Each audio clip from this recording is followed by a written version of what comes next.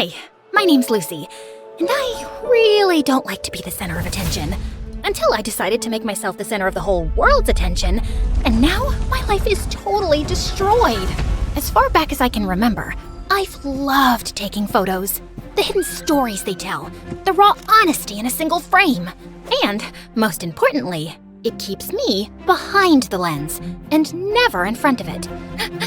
Achoo! Now, I know what you're thinking. Fancy rich girl gets a fancy camera and can coast through life while spending her time taking photos of fancy things. But that's not really the case. Sure, my dad is one of the wealthiest people in town, but you'd never know it from the way he treats me. He's never bought me any branded clothes, never spoiled me at a 5-star restaurant. He's never even given me a birthday present, come to think of it. He'd rather use his money on his fat cat clients so they can keep making each other richer and richer. In fact, he didn't even buy me this camera. That was a gift from my best friend Taylor's mom, Miss Margulis. Wow, thanks, Miss Margulis. Are you kidding? Thank you for coloring our lives with such wonderful photography. And please, call me Regina. Miss Margulis? Regina, was like the mother I never had. My mom left us when I was 4. I don't remember much, but I know for sure that that's when my dad's heart started freezing over, until the man I once knew had become a full-grown yeti with a glacier for a chest.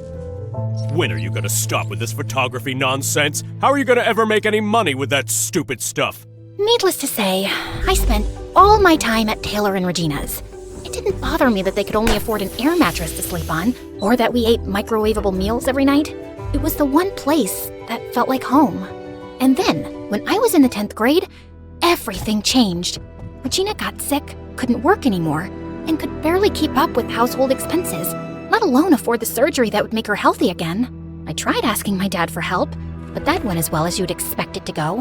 What am I, a walking ATM? You need money, you earn it. Just like I had to. I began to feel guilty that I'd been practically living there without contributing so much as a single dime. I even offered to sell my camera. Absolutely not. You don't owe us anything, Lucy. You've already given me plenty by spending all these years with us. I didn't know what to do. But just when all hope seemed lost, Taylor found an advertisement from the billion-dollar brand Floriful saying they were looking for photography submissions for their Be Real campaign. The chosen winner would win a huge cash prize. I knew it was a long shot, but being real is kinda my thing. If you ever want to see the realness of how messy life is behind the glitz and glamour, my dad is a masterclass in how not to live your life. I walked around for hours combing the town, capturing life in its rawest form. Candid smiles of couples in love, faded graffiti on old brick walls, anything that told a real story. Then I submitted them to Floriful, and after 3 agonizing days of waiting, my heart exploded with excitement. I won! Or at least, I must have won. Those were my photos, front and center on Floriful's website homepage.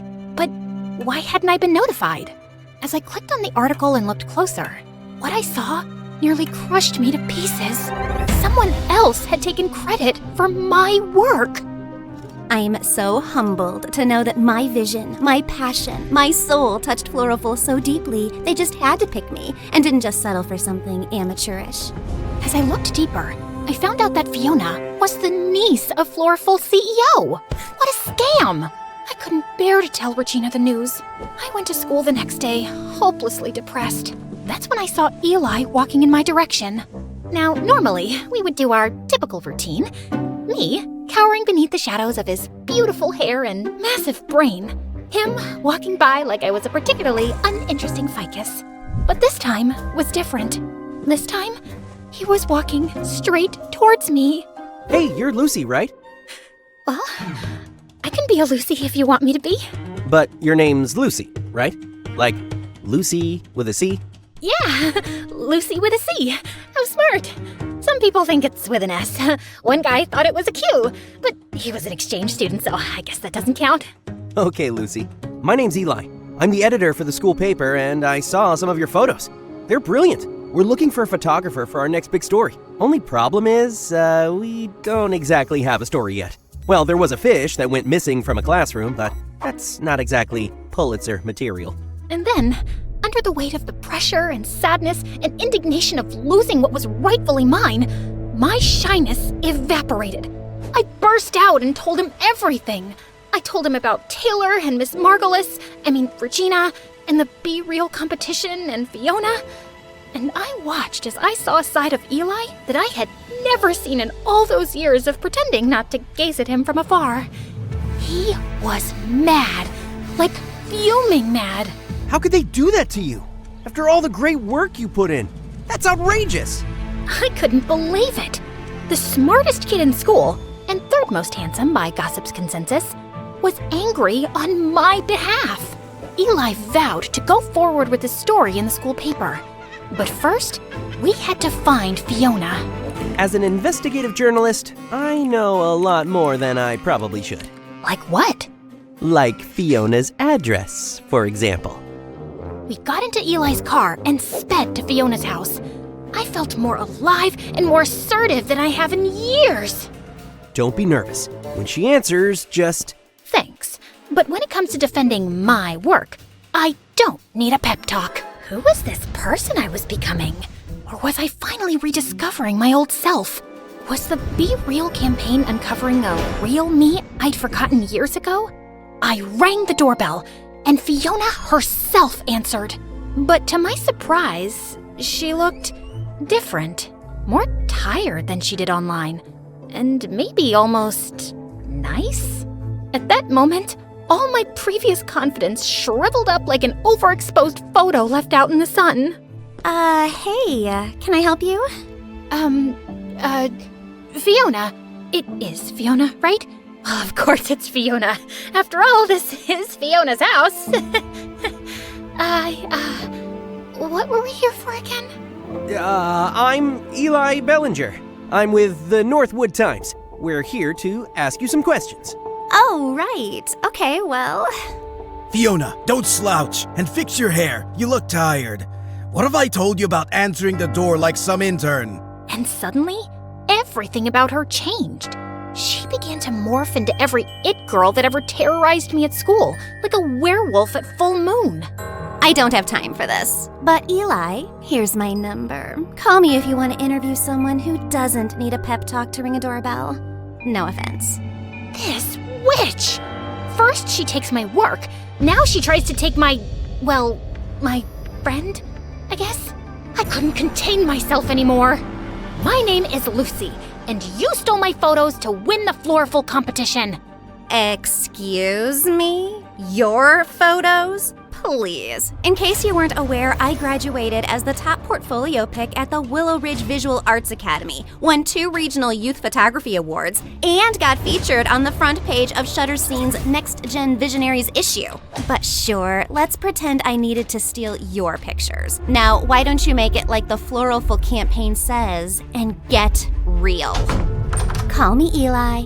I didn't know what was worse, having my hard work plundered or being brutally embarrassed in front of Eli. The drive home started off silent, but just as I was wondering what could possibly be going through Eli's mind, he said the perfect thing. We should get pizza. He took me to my favorite pizza joint, the same spot I would go to with Regina and Taylor every Tuesday. And as we started having our first real conversation, I realized we actually had a lot in common. All these years, I had been avoiding him out of fear, when in reality, he was one of the easiest people to talk to. He also had problems with his father, who got scammed by a rich con man when Eli was little. Now his dad only showed up to his house every couple of years to ask his mom for money. 2 broken homes, and a basket of garlic knots holding us together. That's why I can't stand people like Fiona. Just another snobby rich kid feeding off of people like us who really need the money. You know what I mean? Yep. Unlike her, just 2 humble peasants. Gotta go harvest some potatoes after algebra. Makes me mad just thinking of her. Yeah, she's like a squirrel with a credit card. What? I don't know. It made sense in my head. And he even found me funny. After Eli dropped me off at Regina and Taylor's, the weight of my reality crashed back down on me. I barely slept through the night. I just kept refreshing Florful's homepage over and over again. I even began to doubt whether those photos really were mine. The next morning, I sulked into the kitchen, totally dejected. But that's when I saw Regina cheerily making us her special secret pancake recipe. And I remembered, this wasn't about me or Fiona at all. This was about Regina and her health. And if she could put together a smile and trudge forward every day, so could I.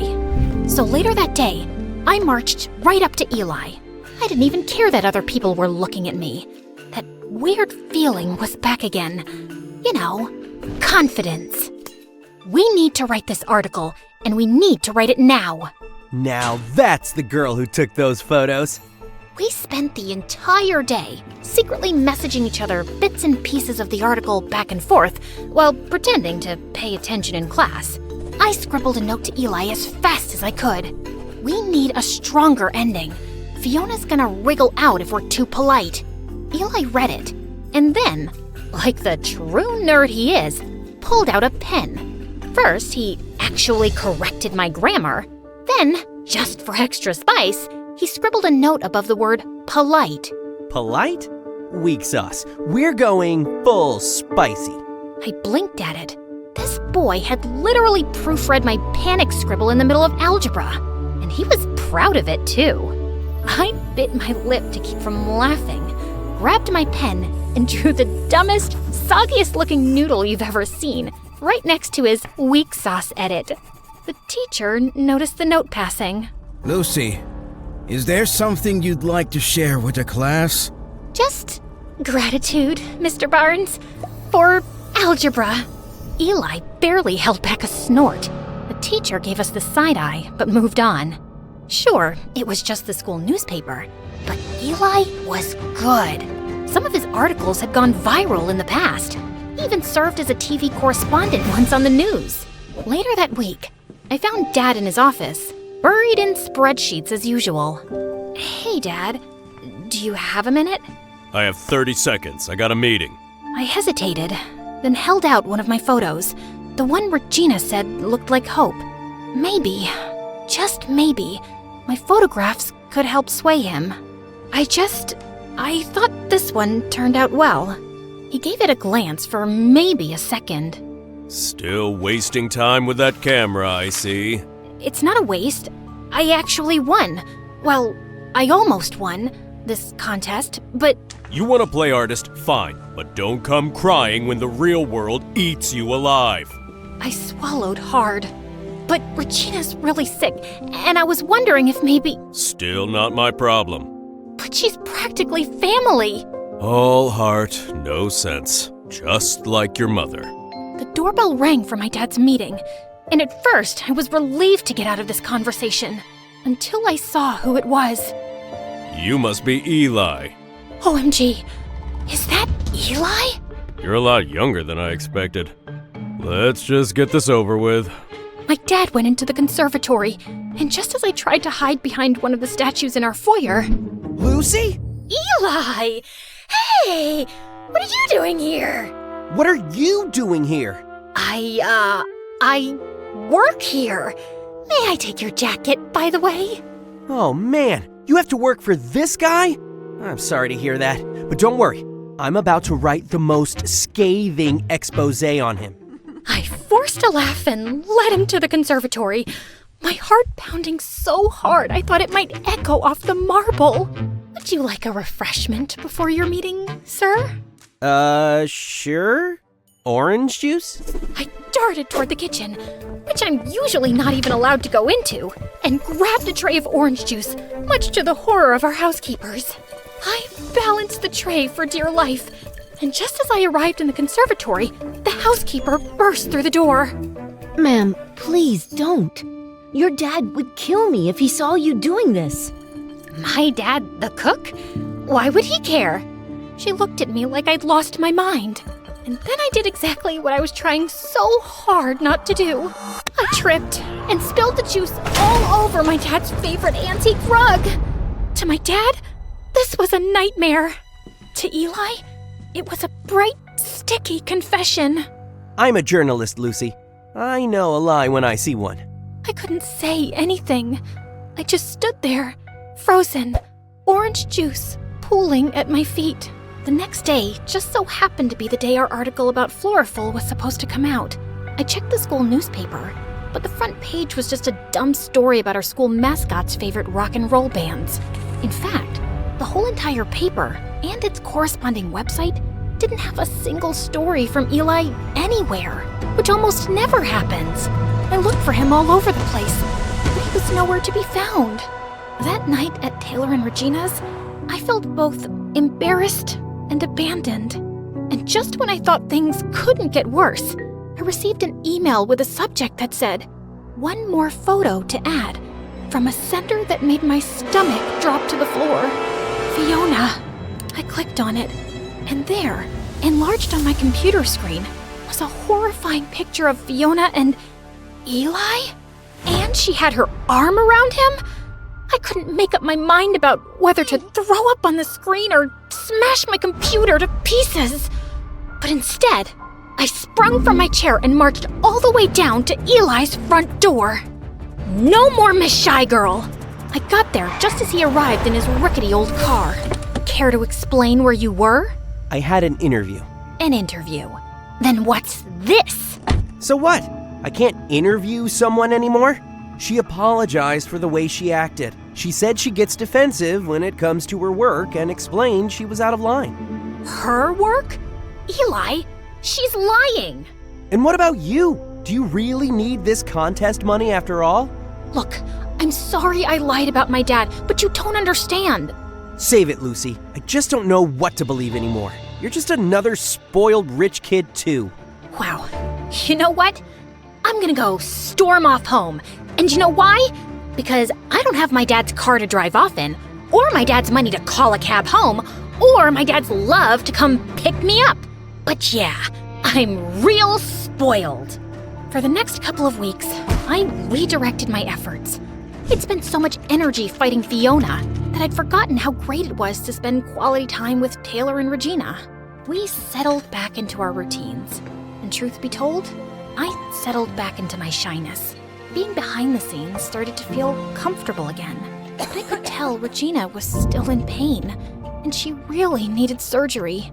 Even worse, Floriful had the nerve to advertise an upcoming Q&A with the special winner of their Be Real campaign.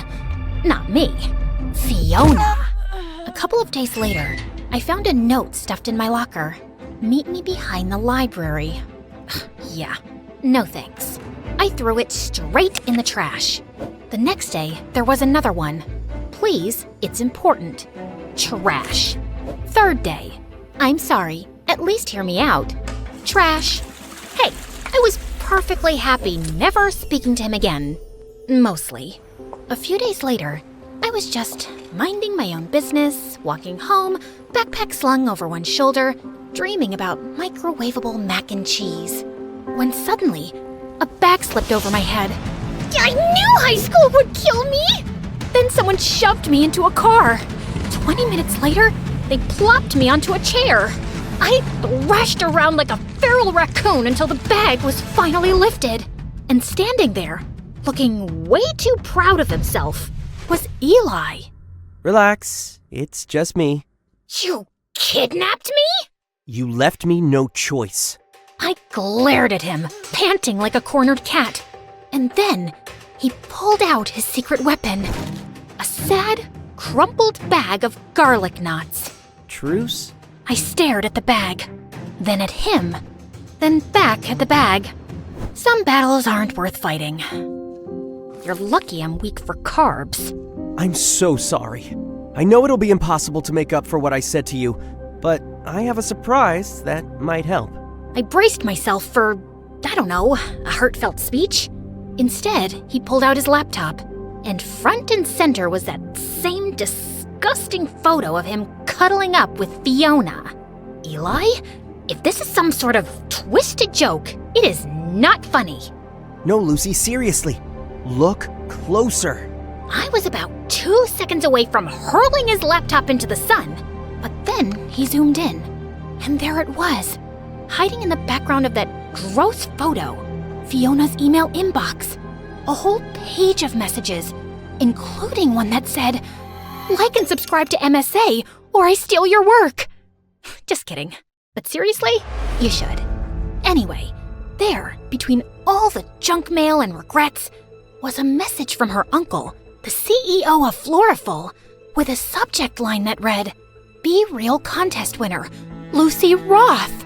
Dated 2 whole days before Fiona was announced as the winner. As much as I tried to stay mad, a tiny, smug grin betrayed me. Well, this doesn't excuse how you treated me, but I'll admit, it's a good catch. However, you're writing the article this time. I think we're gonna need more than just a photo. Otherwise, she'll be able to say it's fake. We need to catch her off guard. Well, lucky for you, your bestie Fiona is making a public appearance soon at the Floriful Q&A. She's not my bestie. Oh, could have fooled me. You two looked very cozy. I was investigating undercover. Sure, real deep cover operation there, Agent Bellinger. Focus, Roth. This Q&A might be our shot. Perfect.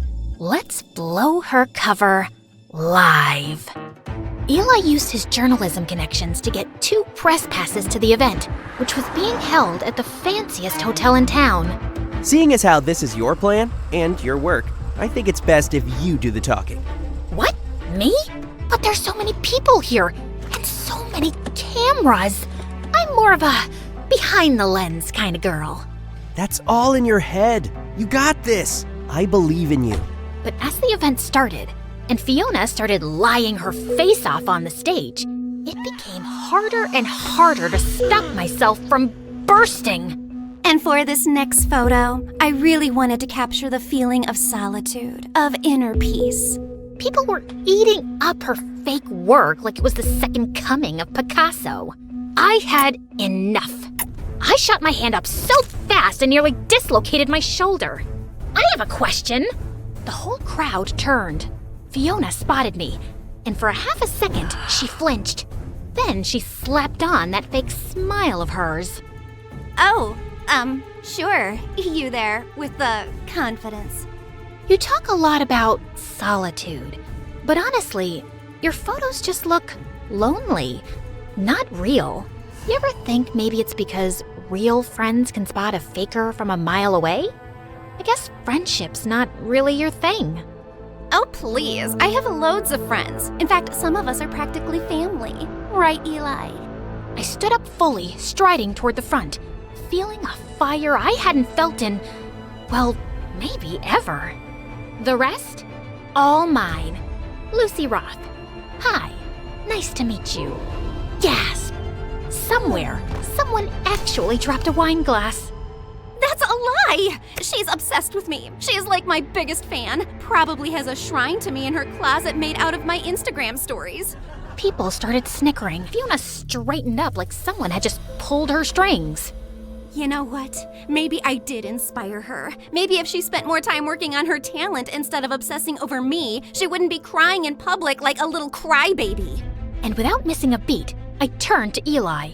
Was that an inspirational quote? Should I embroider that on a pillow? The crowd cracked up. Fiona's face went purple, like an eggplant wearing mascara. And then it happened. Eli gave the secret nod. For our plan, it was go time. Suddenly, the big screen behind Fiona flickered, and boom, there it was. A blown-up screenshot of the email from Floriful's CEO, clear as day. Be Real contest winner, Lucy Roth. The whole room gasped like someone had let out a massive fart in church. Fiona didn't notice at first. She just kept talking, acting like the queen of authenticity. But when she finally turned around and saw it, it was like watching a Jenga tower collapse in slow motion. She froze, then let out this tiny, pitiful little squeak. Oh, fudge. And that's when things got really chaotic. Her dad practically launched himself onto the stage, flailing like a businessman who had just lost a deal. That's a fake! Security! Remove her! I barely had time to panic before a squad of security guards came barreling toward me like I was some kind of criminal mastermind. I braced myself to get dragged out by my hair, but then Fiona absolutely lost it. Stop! And when I say the whole room froze, I mean like a Disney movie where time just stops. Fiona stood there, shaking like a soda bottle about to explode, and croaked out, She's right. I stole the photos, okay? I stole them because I just wanted my dad to finally look at me the way he looks at his stupid golf trophies. I swear you could hear a pin drop. Even the security guards looked awkward. Then, and I'm not making this up, Fiona grabbed the Be Real trophy off the podium and shoved it into my hands like it was a hot potato. You're more real than I'll ever be. And then she ran off stage, sobbing into her overpriced designer scarf, with her dad stumbling behind her, yelling something about lawsuits and PR disasters. Meanwhile, I just stood there, on stage, holding the trophy. And for once, I didn't feel like hiding behind a lens. I stood tall. Cameras flashed. People clapped. And somehow, in the middle of all that chaos, I finally felt seen. By the next day, the story wasn't just in our school newspaper. It was everywhere. Suddenly, I wasn't the girl behind the lens anymore. Floriful's CEO scrambled to fix the mess, even doubling the cash prize. It was enough to pay for Regina's surgery, and maybe open a few new doors for me too. I got a scholarship to the Bernbart Journalism Institute. I was thinking you could, maybe you could apply too? Because, every writer needs a good photographer, right? When I got home, the last thing I expected to see was the school newspaper framed on my dad's desk, next to a cup of cold coffee and a spreadsheet, like it had always belonged there. That one, that's your photo, right? Yeah. He nodded, like he didn't trust his own voice. Then he added, I didn't know you had that kind of eye. Your mom, she used to see the world like that too. He didn't say, I'm sorry. He didn't say, I'm proud. But he left the frame right there. And that was enough. For now. I'm not sure how you noticed all that. I don't know, Dad. I guess it's just called being real.